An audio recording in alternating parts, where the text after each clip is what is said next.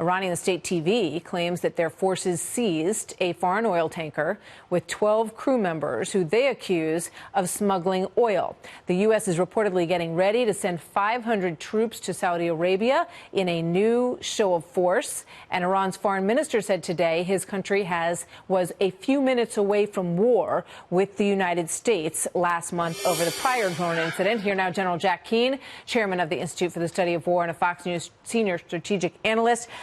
General, good to have you here tonight. So was shooting down that drone the right thing to do? Was it justified? And now what? Well, only the commanders on the scene can make that judgment. They give them warnings and they get within, our violations of our own protections. They've got the right to do it. To be quite frank about it, the Iranians obviously are feeling the weight of these crippling sanctions in a way that I've never seen for 39 years in dealing with them.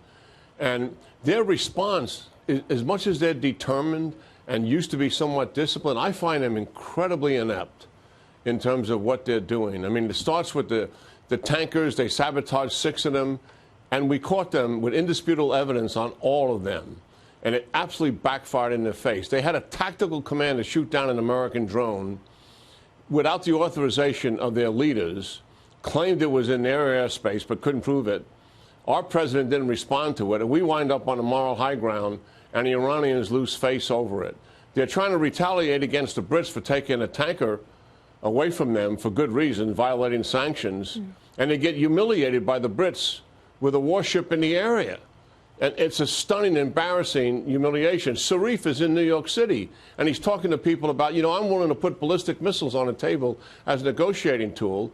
We start to respond to it. 24 hours later, he says, no, I didn't really mean that. This is extraordinary what is happening. I think my take on it, Martha, it's an indication of the pressure, the absolute pressure that the Iranians are feeling here. Well, and they, say that they feel like these sanctions hurt the people of Iran and not the leadership, that they are able to weather this fairly well. What do you say to that? Is that an effective tool? Oh, it's so effective. I mean, high inflation rates, high unemployment.